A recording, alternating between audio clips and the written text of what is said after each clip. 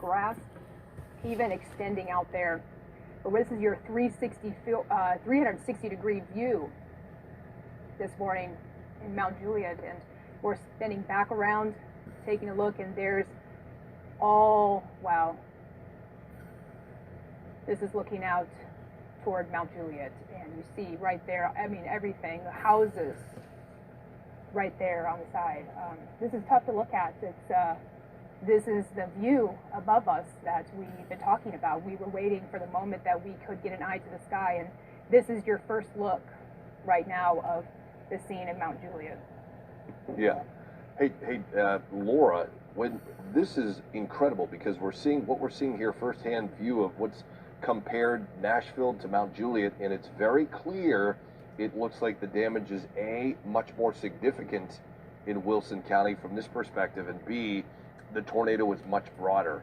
We've got radar data that we'll share with you later that supports that, but this shows the tornado in Mount Juliet was at least 5 houses wide for the maximum circulation. But back in Germantown, we're going to go back there in just a moment, and you can see how, several blocks, not as intense, obviously different structures. You know, we're looking at mainly brick structures there, but it does look like just from this first view here this morning that we saw a stronger touchdown in Mount Juliet. There's no question. You can see power poles that are fine there, but we had some roof damage to some of those buildings. You can see a bunch of trees that are still vertical, but we saw some structures that looked like they were completely obliterated over in Mount Juliet just seconds ago. Unbelievable pictures.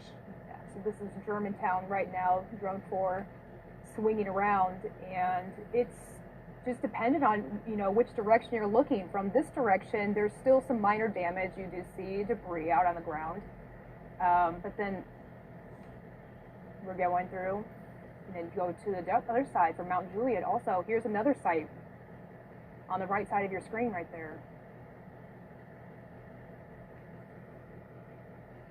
Yeah, let's go back to Mount Juliet. We'll compare again. There's the top of that building too. Yeah, you know, if that's side by side right there. This right now, now we're back in Wilson County for Mount Juliet. And you see the crews right there working. There's a roof on the left side of your screen right there. There's a tree that has been completely knocked over. Now, can you see that tree right next to the one that was knocked over? And my guess is the tree that's near the one that was knocked over had a bunch more branches. So not only were these trees probably close to being debarked, but they were delimbed. Wow. And that's different from what we're seeing over downtown Nashville. First views this morning, the sun is now up. We've got drone 4 working for us in 2 locations. And on the right side, this is Mount Juliet, Tennessee. And that is absolutely severe damage. Homes completely destroyed.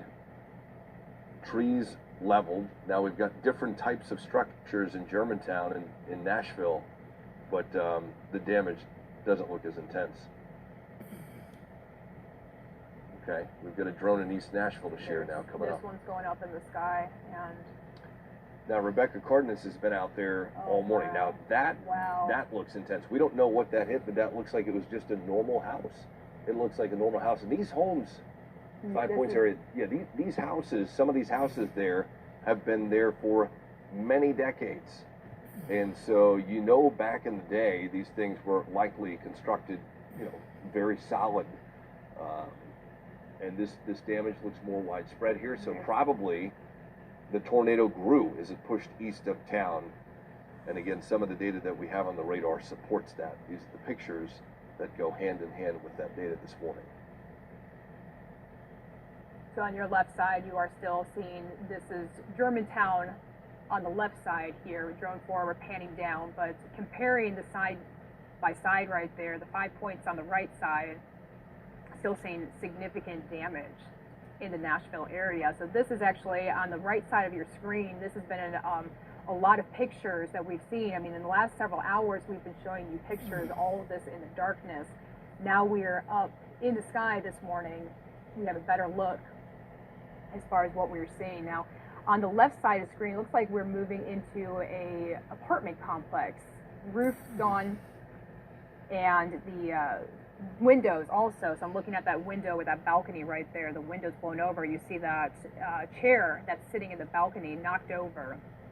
I mean, these are difficult images to look at.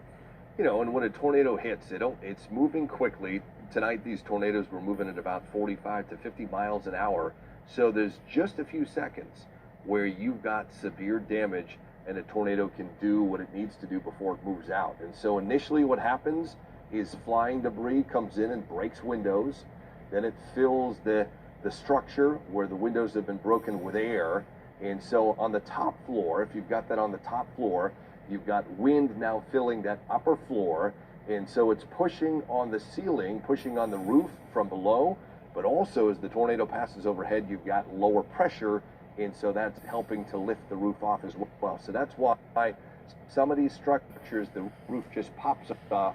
In other structures, you can see it's been ripped off, just torn off in sort of chunks. And that's definitely the first thing to go. And then after that, some of the walls come down. And God willing, for most of these structures, then the tornado's gone and it can't do additional damage. But if it's hanging around long enough, if it's a wide enough tornado, it will be there long enough to then take down side walls and eventually collapse the entire structure.